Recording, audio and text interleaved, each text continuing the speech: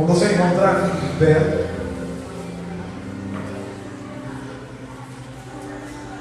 O título dessa palavra é pequenininho. Você vai repetir agora. Subitamente, uma luz do céu brilhou. Deu para decorar? Vamos lá? Subitamente, uma luz do céu brilhou. O irmão está filmando, transmitindo, não dá nem para falar besteira, nem como editar. Atos 9, a partir do versículo 1, uma palavra que Deus, com certeza, vai falar ao seu coração através dessa palavra. Subitamente uma luz do céu brilhou. Vamos falar um pouquinho da história de Paulo, que aqui ainda era chamado de Saulo.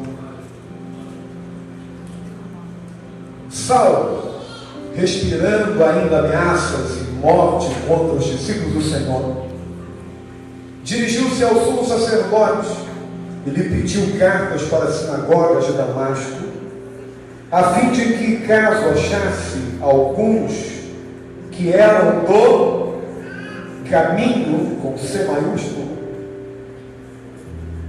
assim homens como mulheres, os levassem presos para Jerusalém.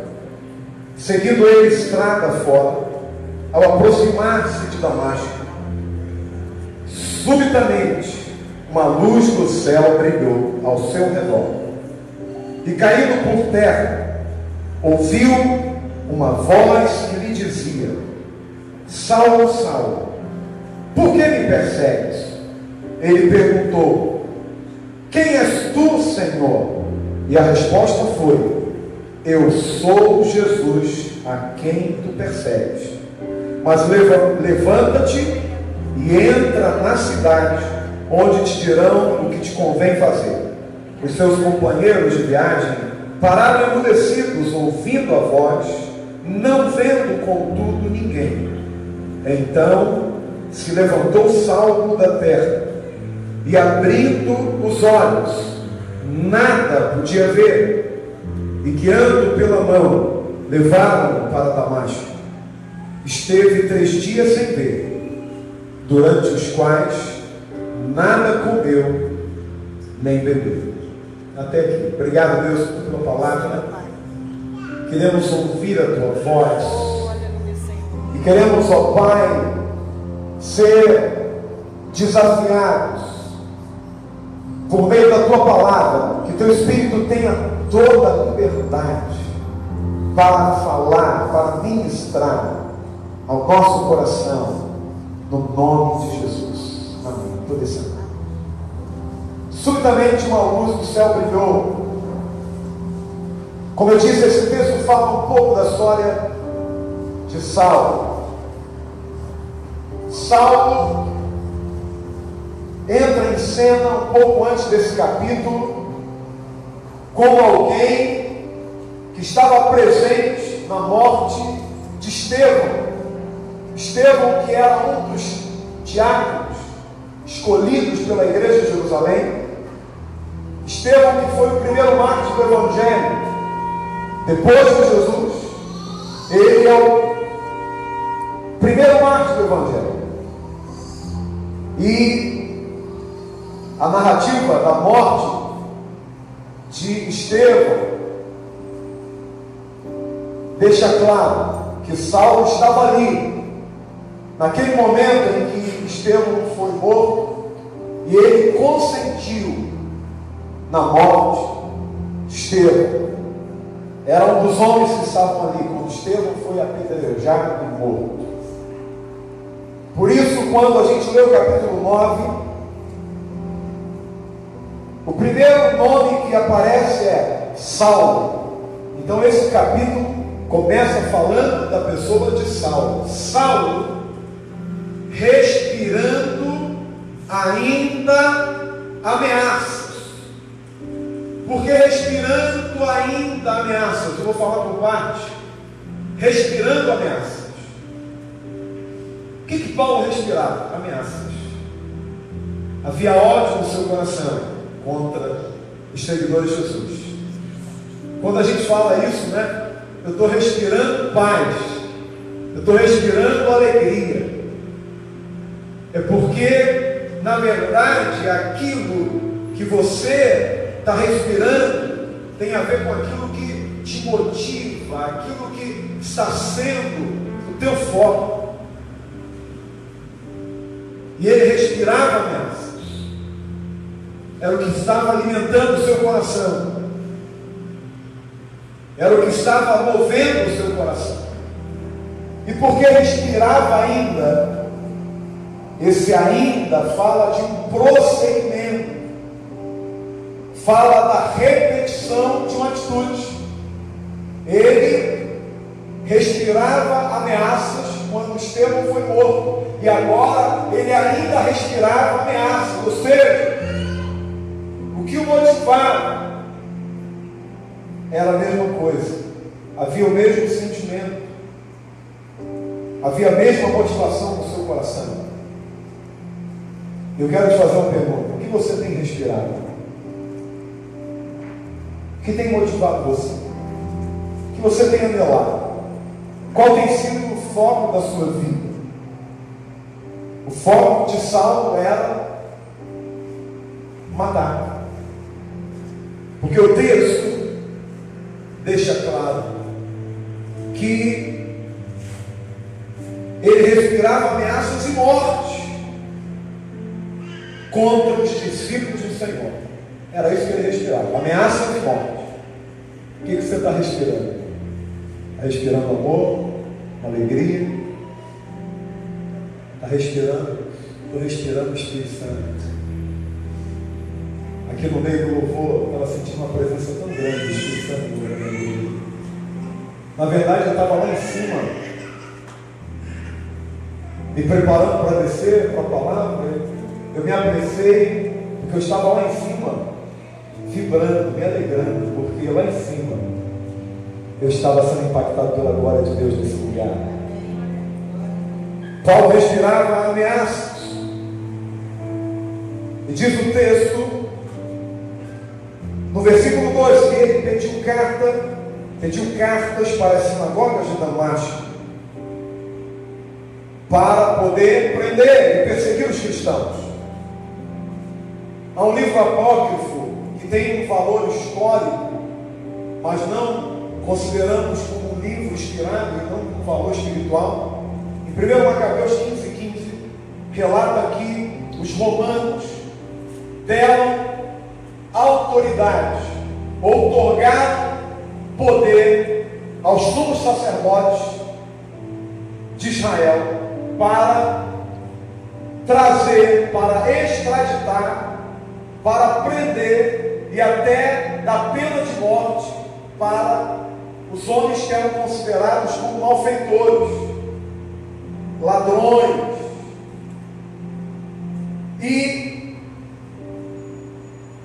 a heresia era considerada algo grave,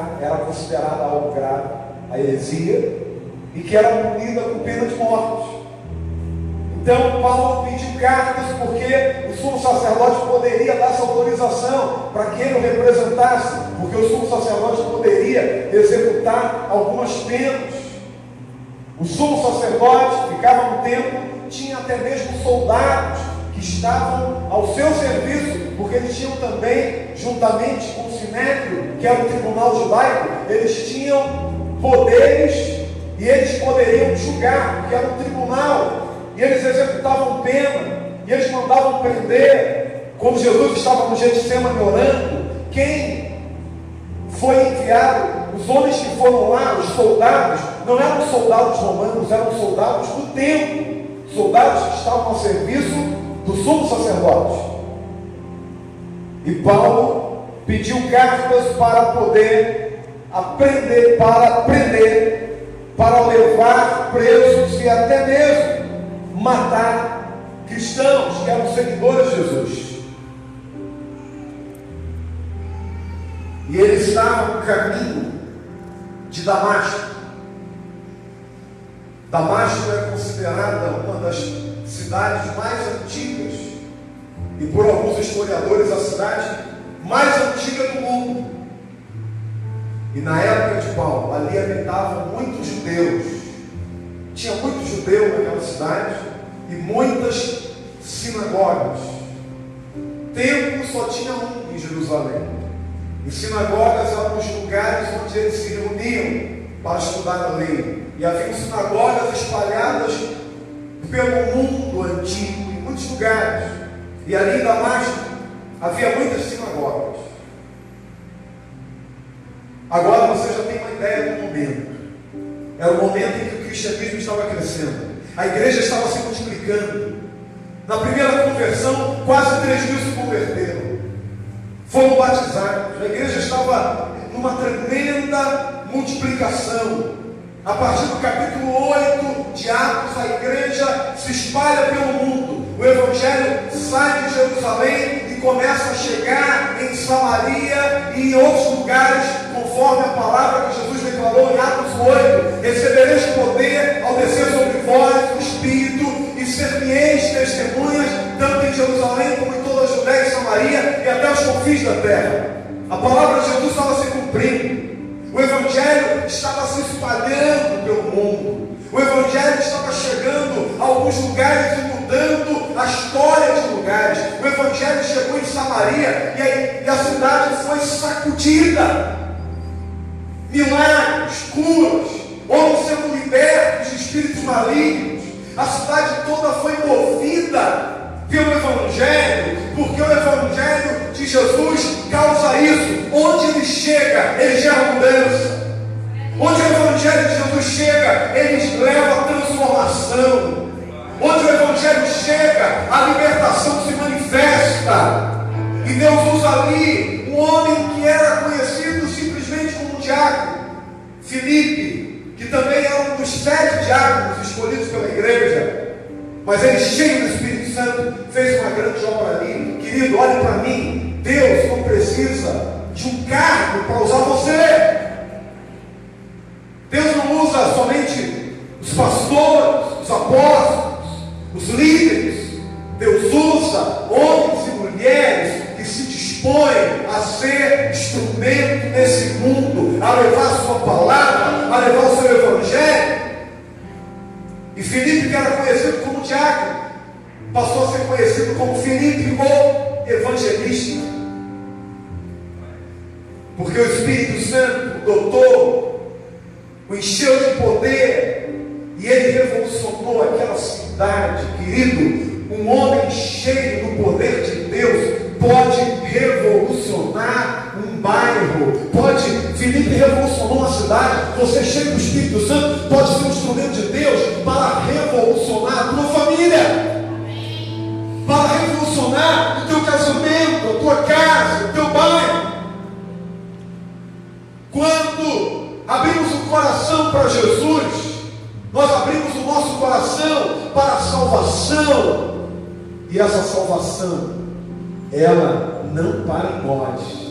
Conforme o que Paulo, depois de convertido, fala em Atos 16:31 ao carcereiro: crê no Senhor Jesus Cristo e serás salvo, tu e a tua casa. Você pode dizer glória a Deus? Diga: crê no Senhor Jesus Cristo e serás salvo, tu e a tua casa. Porque onde a salvação de Jesus se manifesta, ela tem esse efeito multiplicador, influenciador. Evangelho é mudança, transformação, e a mudança que ele faz em nós, ele quer fazer também através de nós na vida de outras pessoas. Você pode dizer glória a Deus? Você pode aplaudir o nome do Senhor? Aleluia! Aleluia! O evangelho estava crescendo, e Saulo era religioso. Saulo era um fariseu, um doutor da lei, um homem religioso, e ele achava que os seguidores de Cristo eram uma seita. E o texto fala que ele se coloca para perseguir aqueles que eram do caminho. Está com C maiúsculo aí na sua Bíblia. Os seguidores do caminho, está falando de Jesus. Jesus é o caminho. Amém? Só existe um caminho, e é com C maiúsculo, é Jesus. Só um caminho conduz à vida, e esse caminho é Jesus. Só um caminho para a salvação, e esse caminho é Jesus. Só um caminho para chegar ao Pai, e esse caminho é Jesus. Só há um intermediário entre o homem e Deus, e esse intermediário é Jesus Cristo, o Rei dos Reis, o Senhor dos Senhores. Aleluia! A palavra do forte Deus, a palavra de Jesus, aquele que é digno de toda honra, de toda glória. Aleluia! E o texto diz que Saulo saiu com cartas com autorização para perseguir os cristãos.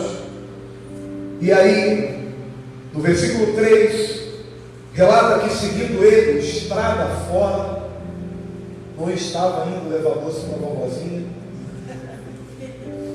mas estava indo matar os cristãos. Ao aproximar-se de Damasco, subitamente uma luz do céu brilhou. E nós escolhemos esse versículo para dar título à mensagem. Subitamente uma luz do céu brilhou. Paulo caminhava para matar e caminhava na morte.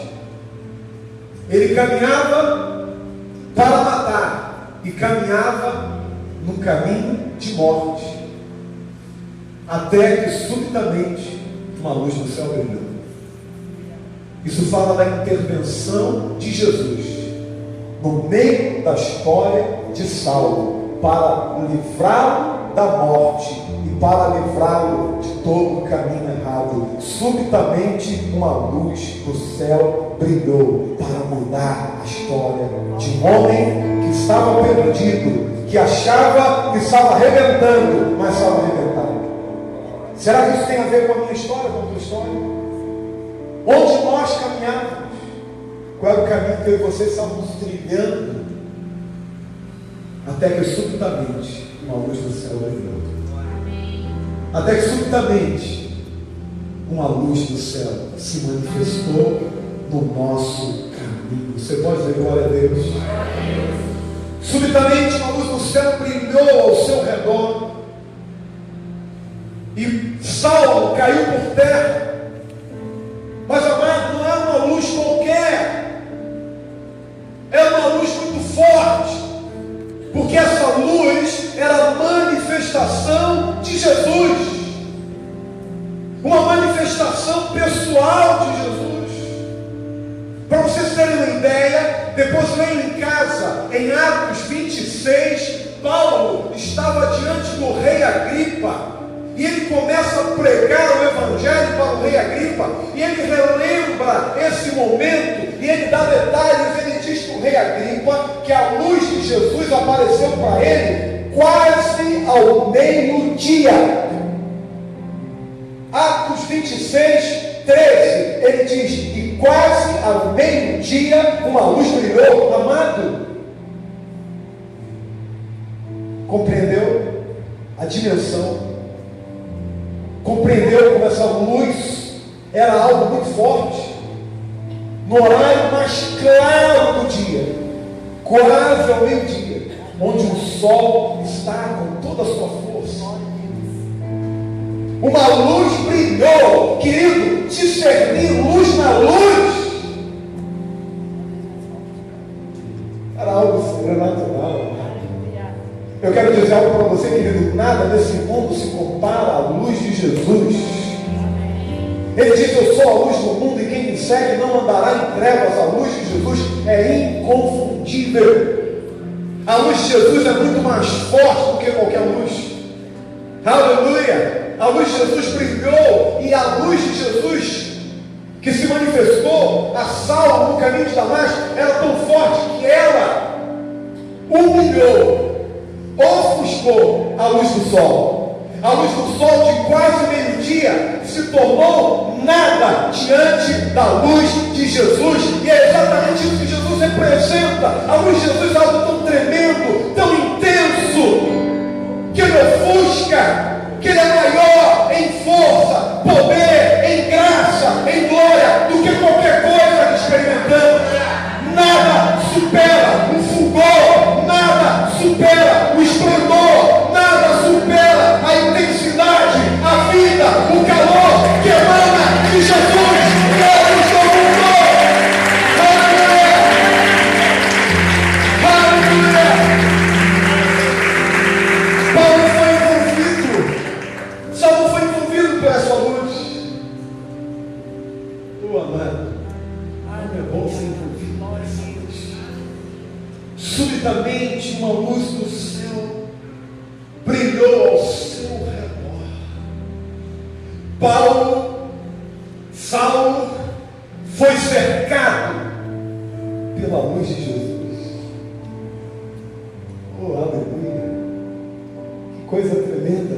coisa linda. Aleluia. E eu quero chamar a sua atenção para uma coisa. O texto diz que isso foi algo que aconteceu subitamente. Isso fala do agir repentino de Deus. Em Atos capítulo 2, versículo 2 diz que de repente veio do céu um som como de um vento veemente, impetuoso, e encheu toda a casa em que estavam reunidos. E foram vistas entre eles línguas repartidas como que de fogo. O Espírito Santo veio de uma maneira repentina. Aleluia! Subitamente, de repente, Deus pode agir de uma maneira repentina na sua vida. De repente, o Espírito Santo desceu sobre os 120 homens e mulheres que estavam reunidos no cenáculo. Subitamente, a luz de Jesus apareceu e envolveu Saulo no caminho de Damasco. E eu quero declarar que subitamente, de repente, Deus fará algo novo na sua vida, um milagre. Aquilo que você tem clamado, aquilo que você tem buscado, Deus fará de repente, subitamente, a hora que você não espera, a hora que você não imagina. Deus vai te surpreender. Aleluia! Deus vai te surpreender. Você é desistido. Você é surpreendido pelo agir de Deus. Aleluia! Eu quero ser surpreendido pelo agir de Deus. Creia, querido. Deus vai te surpreender com o seu agir. Paulo caminhava, dono de si, dono da situação, seguindo o seu coração, os seus planos, fazendo aquilo que achava de melhor, que achava que era o melhor. E Jesus aparece de repente e o surpreende com o seu agir. Eu quero ser surpreendido pelo agir de Deus. Quantos querem ser surpreendidos pelo agir de Deus na sua caminhada, hein, amado? Amanhã, no meio do teu dia, quando você está vivendo desafios, quando você estiver vivendo desafios, situações que vão provar sua fé, de repente o Senhor vai agir e vai te surpreender. Aleluia. Eu creio que ao longo dessa semana, eu creio que ao final desse mês, querido, a coisa que você tem orado, colocado diante do Senhor, Ele é poderoso para te surpreender com o seu agir. Eu quero ser surpreendido pelo agir de Deus. Durma com essa expectativa. Comece essa semana com essa expectativa. Deus é poderoso para fazer infinitamente mais do que tudo que pedimos ou pensamos, segundo o seu poder que em nós opera. Eu quero ser surpreendido pela glória. Eu quero ser surpreendido pela luz. Eu quero ser surpreendido pelo agir de Deus. Sabe aquela notícia que você está esperando? Aleluia, Deus vai te surpreender. Deus vai te surpreender. Aleluia. E sabe o que aconteceu quando a luz de Jesus envolveu Saulo? Ele caiu por terra. Paulo ali teve um encontro com Jesus. E esse encontro foi intenso.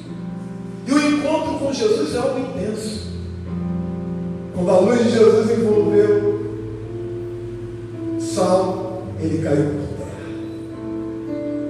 Quando somos envolvidos pela presença do Senhor, nós caímos por terra.